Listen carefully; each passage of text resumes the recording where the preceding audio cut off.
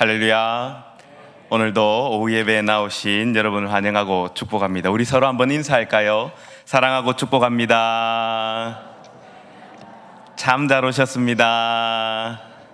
이제 끝이 보입니다. 오늘 오후 예배에 오랜만에 이렇게 가득 찬 느낌이 드는 것이 참 오랜만인 것 같습니다. 낮 예배 때는 조금 찬 느낌이 들기도 하고 많은 숫자가 함께 예배하기도 하는데, 오후 예배도 이 이교구 헌신 예배를 기점으로 이번 주부터 본격적으로 이제 방역 수칙이 대폭 거의 마스크 외에는 거의 다 이렇게 그치는 것으로 그렇게 한 것으로 알고 있습니다.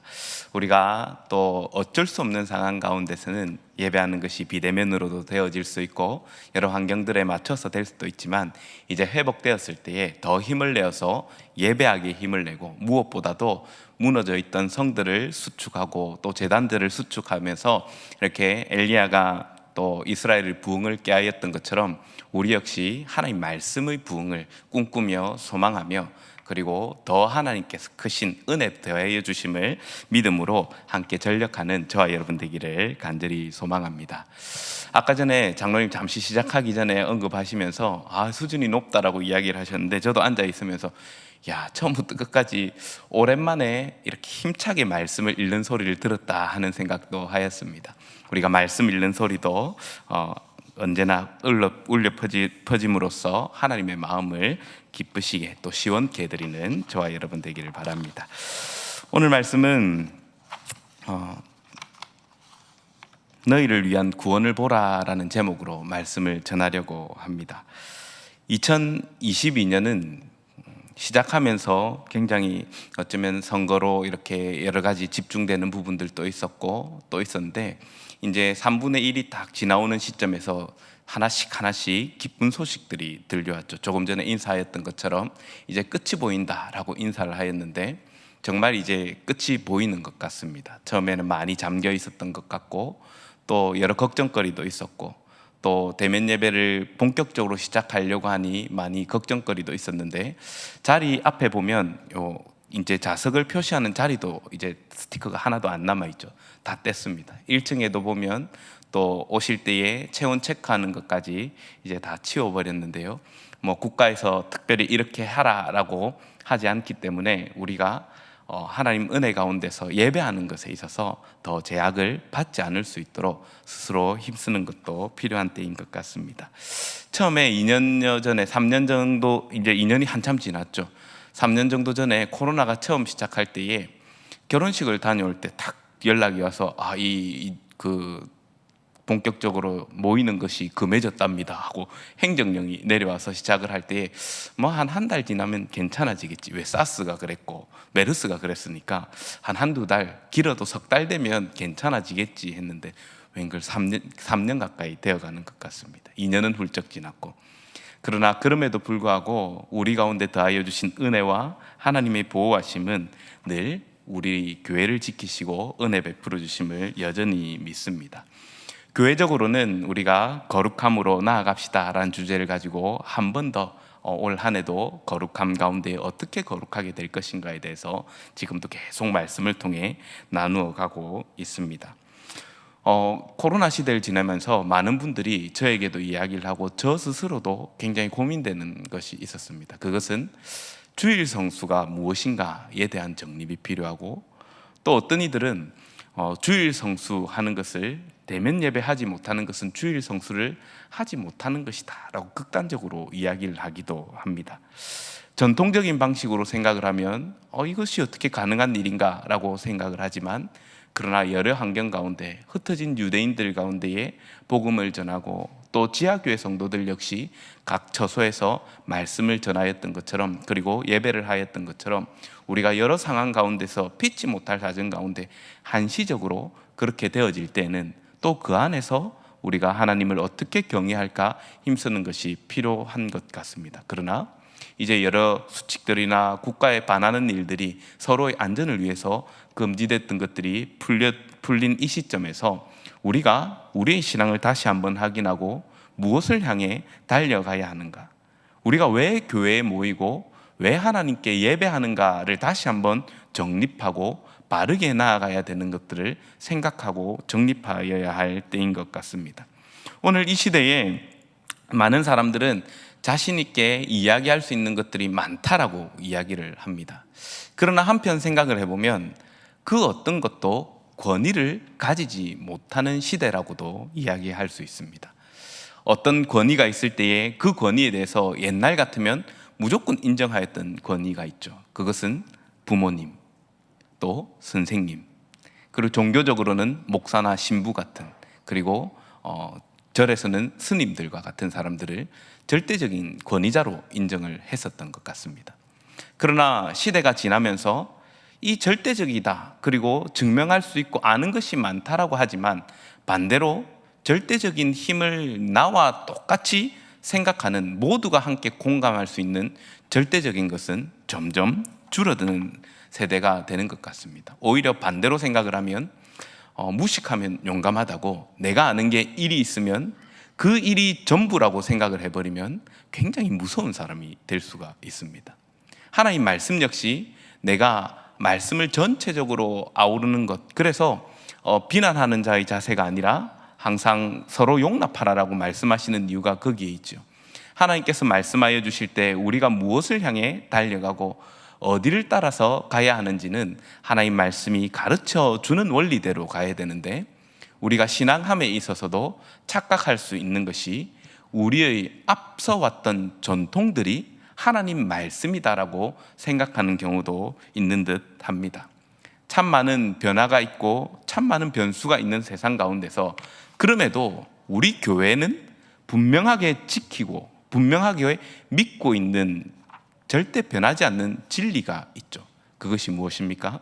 하나님 말씀. 우리 주 예수 그리스도의 복음은 절대 변하지 않는 것으로 우리는 믿음으로 살아갑니다. 그렇기 때문에 그리스도인들의 삶은 조금 방식이 다릅니다. 방향도 다릅니다. 세상은 무엇을 먹을까, 무엇을 마실까, 그것을 고민하며 살아가지만 그리스도인의 삶의 방향은 무엇을 먹을까 고민하고 무엇을 마실까 고민하는 것이 아니라 우리가 어떻게 주의 나라와 영광을 위하여 살아갈 것인가에 대한 고민을 하며 살아가는 것이 성도입니다. 이 코로나를 지나면서 이것은 조금 더 분명해진 것 같습니다. 내가 나의 삶의 자리에 있어서 내가 얼마나 힘쓰고 있는가를 생각을 하면서 동시에 내가 나의 이 어려운 때에 신앙의 유익을 위하여, 내가 믿는 믿음을 위하여 얼마나 헌신하고 있고, 내가 이 믿음을 지키기 위하여 나의 삶에서 얼마나 발버둥치고 있었는가를 생각을 해보면 내가 과연 세상을 쫓아가는 사람인가, 아니면 하나님의 말씀을 쫓아가는 성도인가를 더욱 분명하게 우리는 받아들일 수 있고 나 자신을 평가도 할 수 있습니다. 남들은 쉽게 타인에 대해서 평가하면 안 되죠.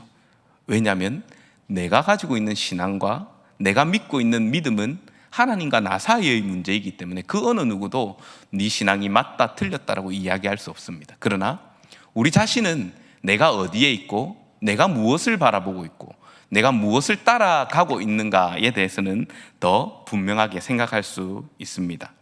하나님 말씀을 믿고 있기에 우리는 이 복음을 믿고 있기에 성도에게 강하고 담대하라라고 오늘 본문은 연약한 우리들에게도 굉장히 도전이 되는 말씀을 하고 있습니다. 왜냐하면 이 말씀에 나오는 이스라엘의 백성들이 저와 여러분과 똑같기 때문입니다. 하나님 앞에 부르짖는 것도, 그리고 원망하는 것도, 그리고 원망하는 가운데 말씀이 들려질 때에 어찌할 바 몰라 갈팡질팡하는 것도 우리네 인생과 닮아 있습니다. 그러나 그럼에도 불구하고 하나님께서는 그 백성들을 향한 기대의 말씀을 히브리서 11장에서 이야기를 합니다. 우리 히브리서 11장 38절로 40절 말씀을 한번 읽어보겠습니다. 이런 사람은 세상이 감당하지 못하느니라. 그들이 광야와 산과 동굴과 토굴에 유리하였느니라. 이 사람들은 다 믿음으로 말미암아 증거를 받았으나 약속된 것을 받지 못하였으니 이는 하나님이 우리를 위하여 더 좋은 것을 예비하였은즉 우리가 아니면 그들로 온전함을 이루지 못하게 하려 하심이라. 아멘. 무엇을 이야기하고 있습니까?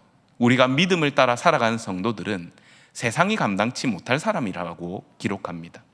먼저 이 전제를 가지고 우리는 성도라는 것을 다시 한번 생각을 할 필요성이 있습니다. 오늘 본문을 살펴보면서 하나님께서 이스라엘을 통해서 하나님의 백성된 저와 여러분들에게 어떤 마음과 그리고 하나님의 뜻을 어떻게 따라 살아가야 할지에 대해서 함께 생각해 보려고 합니다.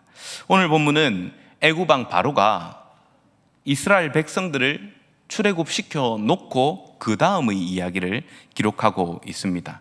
분명히 이스라엘을 풀어주었음에도 불구하고 애굽 왕 바로는 보내고 나서 아차, 내가 왜 보냈지? 라는 후회를 하게 됩니다. 그래서 10절에서 애굽 사람들은 이제 본격적으로 다시 바로가 추격을 시작합니다. 추격을 시작하였을 때에 그 시작하여서 쫓아와서는 3일 길을 쫓아와서는 이스라엘 백성들의 시야에 들어오는 것을 보게 됩니다. 수많은 병사들을 거느리고 군병들을 거느리고 그리고 자기가 동원할 수 있는 모든 군사력을 동원해서 이스라엘을 다시 잡기 위하여 따라왔습니다. 이스라엘에게 이것이 눈에 목격되었을 때에 이스라엘에게는 큰 두려움이 임했습니다. 왜냐하면 누구보다 이 애굽이 어떤 나라인지 알고 있고 이 애굽의 군사력이 어떤지를 잘 알고 있었기 때문입니다. 그리고 이제껏 오랜 시간 동안 노예 생활을 하였기에 그들이 자신들에게 어떻게 할 것이라는 것도 충분히 예상 가능한 일이었습니다. 사람은 길들여지기 쉽습니다. 요즘엔 가스라이팅이라고 해서 많은 사람들이 안 좋은 메시지를 듣고 거기에 길들여져서 반항할 힘도 잃어버린다라고 그렇게 이야기를 하잖아요. 굉장히 똑똑한 것 같지만 굉장히 어리석은 것이 사람입니다. 이와 마찬가지로 이 애굽에 종살이하고 있었던 이스라엘이 하나님께서 분명히 자신들을 건져주셨음에도 불구하고 그동안 억눌렸던 그 대상 애굽을 보았을 때, 애굽의 군대를 보았을 때 그들은 혼비백산합니다. 너무 두려운 일이죠. 자신들이 다 죽을 것으로 예상하였기 때문입니다. 그래서 10절 뒤쪽에 보면요, 무엇을 이야기합니까? 애굽이 쫓아왔을 때에 10쪽 뒤쪽에 보면 두려워하여 여호와께 부르짖고 라고 말씀은 기록합니다.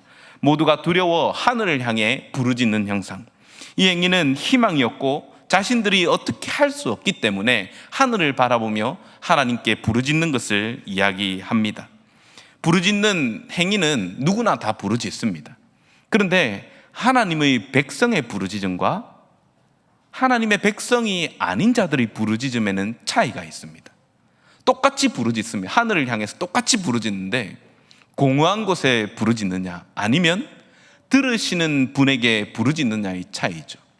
하나님의 백성 이스라엘은 하늘을 향해 부르짖었을 때에, 하나님께 부르짖었을 때에 분명하게 오늘 말씀은 그 부르짖음을 하나님께서 들으셨다라고 기록합니다.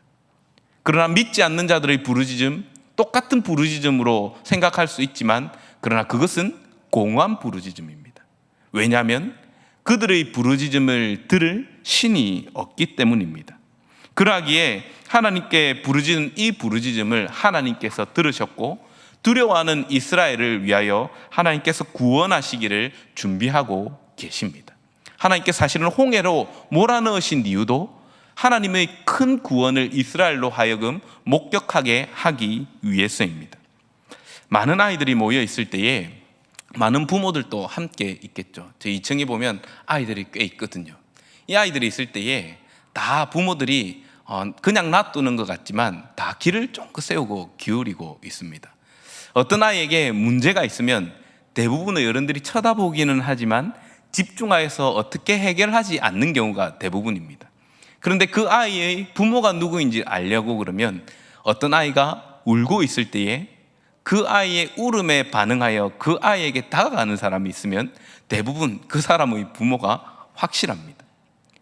어떤 상황에 있어도 남들은 목소리를 몰라도 저 멀리서 작은 소리로 들려도 그 부모는 희한하게 그 목소리를 듣습니다.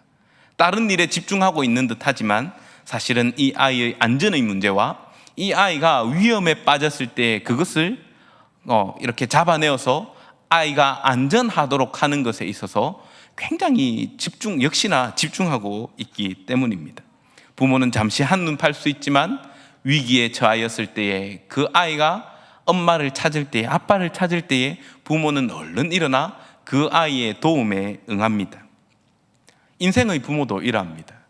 그러하다면 우리 하늘의 하나님 아버지 어떠하시겠습니까? 이스라엘이 부르짖을 때에 그냥 내버려 두시는 것이 아니라 하나님께서 그 아들, 그 자녀들 이스라엘이 어떻게 하나 하늘에서 바라보고 계시는데, 이 자녀들이 두려워 떨며 하나님께 부르짖는다. 그것은 하나님께서 어떻게 일하셔야 될지에 대해서 이미 계획해 놓으셨지만 다시 한번 그들로 하여금 그들로 향하여 눈을 주목하여 보도록 합니다. 애굽에서 부르짖었을 때에도 하나님께서는 그들의 소리를 들으셨고 응답하여 주셨고 모세를 보내주셨습니다. 이것을 경험하였습니다, 이스라엘이. 그러나 이 경험하였음에도 불구하고 이스라엘에게는 온전히 하나님을 신뢰하는 부분에 있어서는 분명히 부족했습니다. 어디서 발견할 수 있습니까? 하나님께 부르짖었지만 곧 그들의 말은 다시 모세와 아론을 향합니다. 자신들이 지도자리죠.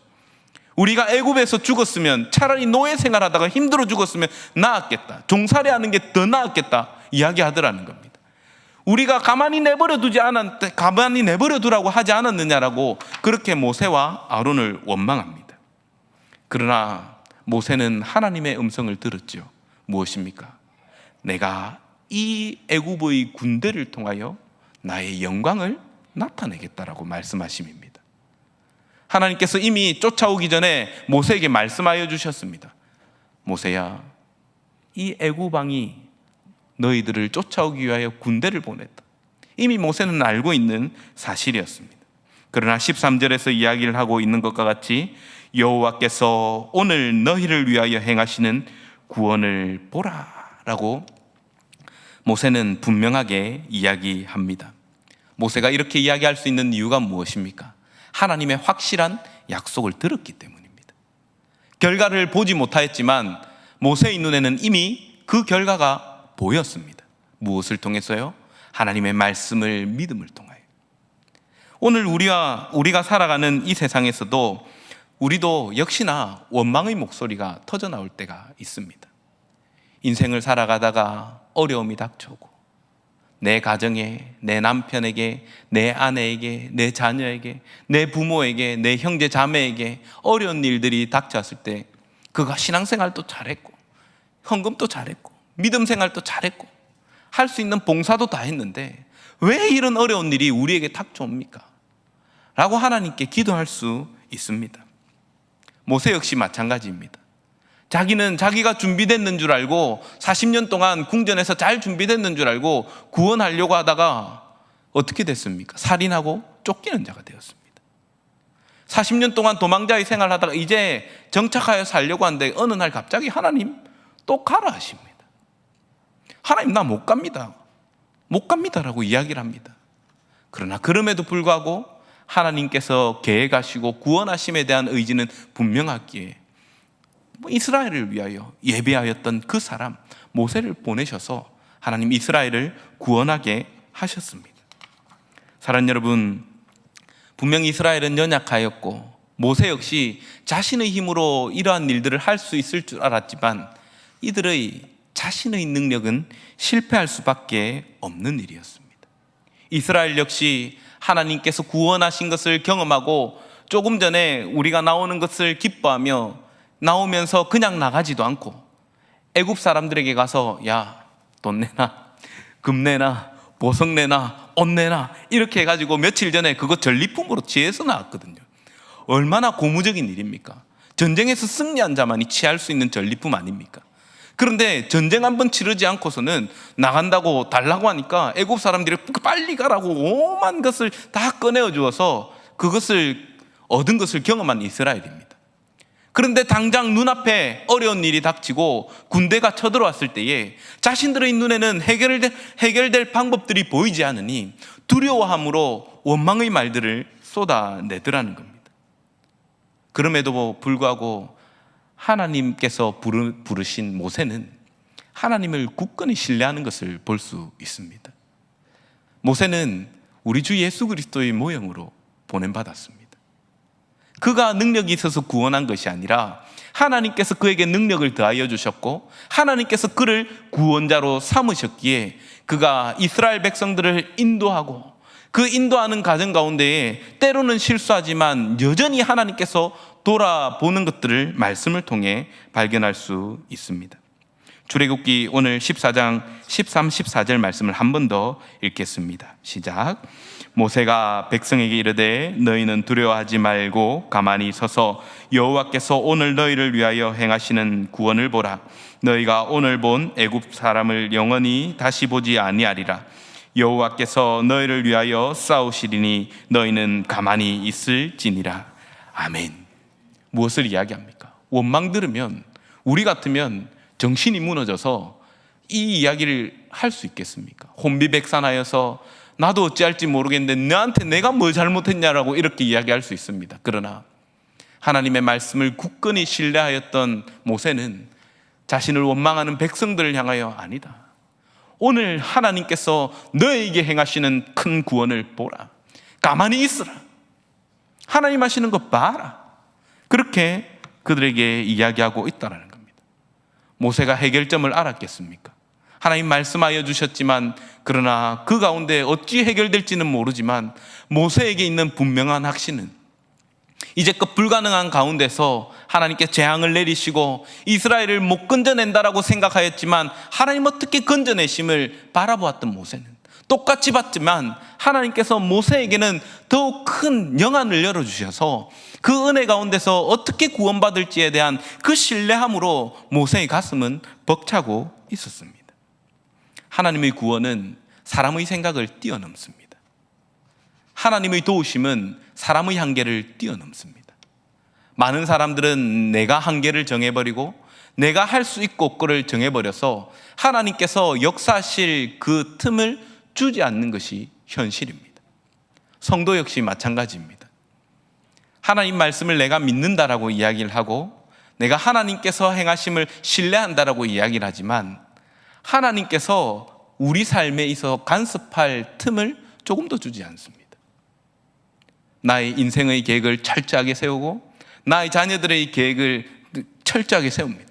몇 학년 때는 뭘 해야 되고 몇 살에는 뭘 해야 되고 이렇게 해야 되고 이렇게 해야 되고 이렇게 해야 되고 거기에 정작 중요한 하나님을 신뢰함과 하나님을 따라가면 빼버린 채 인생의 계획들을 가득 채우기도 합니다. 하나님 그때에 하시는 일이 오늘 말씀과 같습니다. 앞에는 홍해를 두시고 뒤에는 애국 군대를 때로는 주실 때도 있습니다. 왜 그러하십니까? 그것이 이스라엘에게 복이기 때문입니다. 혹 여기 앉아 계신 분들 중에 내가 인생의 가장 큰 위기라고 느껴지시는 분 있으시지요? 분명히 있을 겁니다. 그러나 이것은 인생의 위기가 아니라 하나님께서 우리를 만나시기 원하고 하나님께서 우리에게 큰 구원을 베풀어 주시기 위하여 그 백성을 기도의 자리로 하나님 만나는 자리로 불러내시는 부름의 자리인 줄 믿습니다. 우리 인생의 길을 걸어가다 보면 누구나 어려움의 자리에 봉착할 수밖에 없습니다. 그러나 우리가 기억해야 할 것은 모세가 하나님께서 하신 말씀을 알았고 들었기에 하나님을 향한 신뢰가 하나도 흔들리지 않은 것 같이 저와 여러분들은 사실은 이 세상 끝날 날에 우리의 종착역을 분명하게 알고 믿고 있는 자입니다. 우리의 종착이 어디에 있습니까? 우리의 인생의 성공함에 끝이 있는 것이 아니라 이미 우리 가운데 오신 우리 주 예수 그리스도께서 우리의 인생의 종착역인 줄 믿습니다. 그러하기에 성도에게 있어서 지금의 어려움이 문제가 되지 않는 것 아닙니까? 사랑하는 여러분, 우리가 인생을 살아가며 여러 가지 일들이 경험이 되어질 때에 이스라엘과 같이 애굽이 쫓아올 때에 원망하는 삶을 살아갈 수도 있습니다. 하나님 앞에 부르짖을 때에 하나님 나에게 왜 이런 일들이 경험되게 하십니까? 라고 기도할 수 있습니다.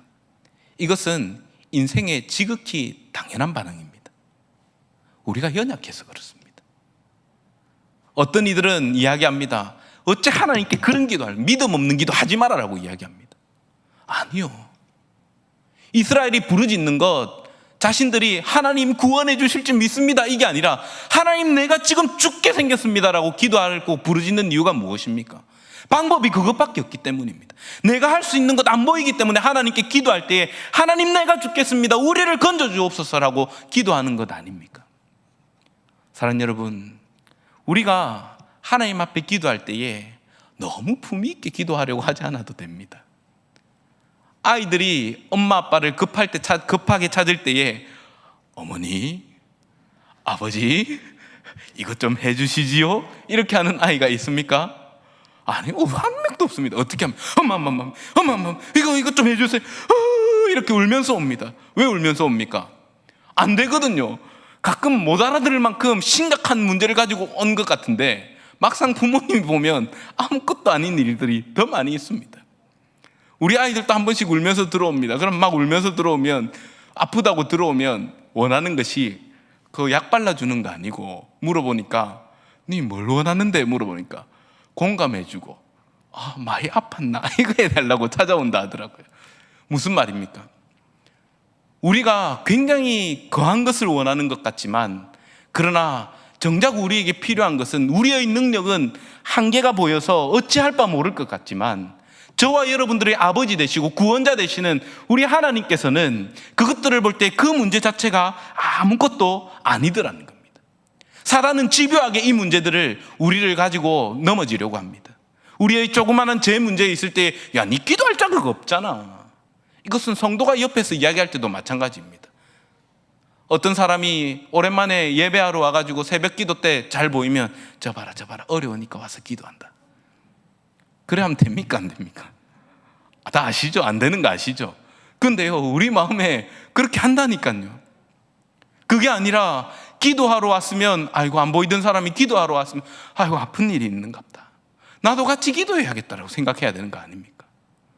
하나님께서 우리를 부르실 때에 다른 것을 위하여 부르는 것이 아니라, 우리를 부르실 때에 우리를 어떻게든 하나님 앞에서 끊어지게 하려고 밤낮으로 우리 마음 가운데 와서도, 야, 니 이렇게 했잖아, 너 기도할 자격 없어, 너 예배할 자격 없어, 오랜만에 교회 가려고 하다가 딱 마음을 먹고 보니까 아이고 교회 가기 참 멋쩍은데 라는 생각들이 들 때에 우리가 가져야 되는 마음이 무엇입니까? 아니, 그러니까 가야 되는 거야. 왜 그렇습니까? 아버지 어머니가 내 자녀가 사고 쳤다고 그 내 자녀 아니라고 하는 아버지 어머니가 있습니까? 없습니다. 왜 그렇습니까? 내 있는 거 다 주었으라도 자녀의 빚을 갚아주고 싶은 것이 아버지의 마음, 어머니의 마음 아닙니까? 내 한계를 넘어섰으면 내 한계를 넘어선 일까지도 해주고 싶은 것이 부모의 마음 아니겠습니까? 그런데 우리 아버지 하나님, 어떤 하나님이십니까? 능력이 한이 없으신 분입니다. 할 수 없는 일이 없으신 분입니다. 능치 못한 일이 없으신 분입니다. 그 하나님께서 우리에게 기대하시는 것, 그건 뭐 가지고 와서 하나님 내가 이것 가지고 왔는데요, 필요 없다니까요. 그거 말고 하나님 내 죽겠습니다, 이 기도가 오히려 하나님 앞에 하나님께서 기다리시고, 네 마음이 뭐냐, 네가 가지고 있는 그 문제가 뭐냐, 너 그거 해결할 수 있느냐라고 물으시는데, 하나님 나는 이것도 하고요, 저것도 하고요, 이것도 할 수 있고 저것도 할 수 있는데요. 그래 그럼 한번 해봐라고 하나님 안 도와주시는 거 아닙니까? 이스라엘이 자기 혼자 힘으로 해결할 줄 알고 여리고성을 이기고 나서 어떻게 합니까? 아이성, 우리 조금만 올라가서 전쟁합시다. 전쟁의 결과가 어찌 됐습니까? 패배하고 쫓겨서 도망갔습니다. 내 힘으로 할 수 있는 것도 사실은 내 힘으로 하는 것이 아니라 하나님의 은혜 없이는 될 수 있는 일이 없다라는 겁니다. 우리 가운데 원수들이 날마다 공격합니다. 오늘도 예배하러 올 때에 아이고 예배하러 가기 싫다, 이러한 마음들이 앉아서 양심에 찔릴 수도 있습니다. 그러나 이 말씀에 대해서도 이야기합니다. 요한계시록 12장 10절 말씀을 함께 읽겠습니다. 내가 또 들으니 하늘에 큰 음성이 있어 이르되 이제 우리 하나님의 구원과 능력과 나라와 또 그의 그리스도의 권세가 나타났으니 우리 형제들을 참수하던 자 곧 우리 하나님 앞에서 밤낮 찬수하던 자가 쫓겨났고. 아멘. 이런 연약한 우리들임에도 불구하고 하나님께서 이들의 소리를 듣지 않으시더라는 겁니다. 그럼 누구의 음성을 듣겠습니까? 저와 여러분의 구원자 되신 우리 주 예수 그리스도의 구원의 은혜와 내가 그의 죄를 속하였습니다, 내가 그의 죄를 대속하였습니다 하는 구원의 은혜를 말하여 주시는 것이 우리 주 예수 그리스도의 은혜입니다. 사랑하는 여러분, 세상을 살아갑니다. 살다 보면 많은 어려운 일들이 지금도 아마 경험하고 계실 것이고, 어떻게 할지 모르는 문제들이 우리 앞에 산적합니다. 세상에 대한 두려움을 느끼는 것이 어떤 이들은 불신앙이라 생각할 수 있습니다. 그러나 그것은 불신앙이 아니라 하나님 앞에 기도하여야 할 때라는 신호입니다. 우리가 연약한 것은 너무 당연한 겁니다. 우리가 할 수 없고 한계에 부딪히는 것은 인생이기에 어쩔 수 없는 일 아닙니까? 오히려 내가 이것을 믿음으로 이길 수 있다라고 이야기를 하는 것, 그것이 교만입니다. 왜 그렇습니까? 나는 연약한 것을 깨달을 때에 하나님의 구원의 은혜가 얼마나 크고 내가 유일하게 의지할 수 있는 분이 우리 아버지 하나님밖에 없다라는 그 고백이 터져나오기 때문입니다. 우리 주 예수 그리스도의 은혜가 내 힘으로는 나의 죄 문제를 해결할 수 없다는 것을 깨닫는 자에게는 너무나 큰 은혜이지만, 내가 하나님 앞에 기도함으로 내 죄를 날마다 회개한다라는 자신감에 사로잡힌 사람은 하나님의 구원의 은혜, 예수님이 하나도 필요 없다는 사실입니다. 그러나 반대로 우리의 연약함을 알고 하나님 앞에 기도해야 됨을 알고 기도하지 않고서는 하나님 앞에 나아갈 수 없다는 것을 고백하는 자는 하나님 없으면 못 사는 자입니다. 이스라엘은 하나님 없으면 살 수 없는 자들입니다. 광야 생활을 40년 동안 할 때에 사실은 이들이 하나님을 원망하고 하나님께 대적하기도 하고 또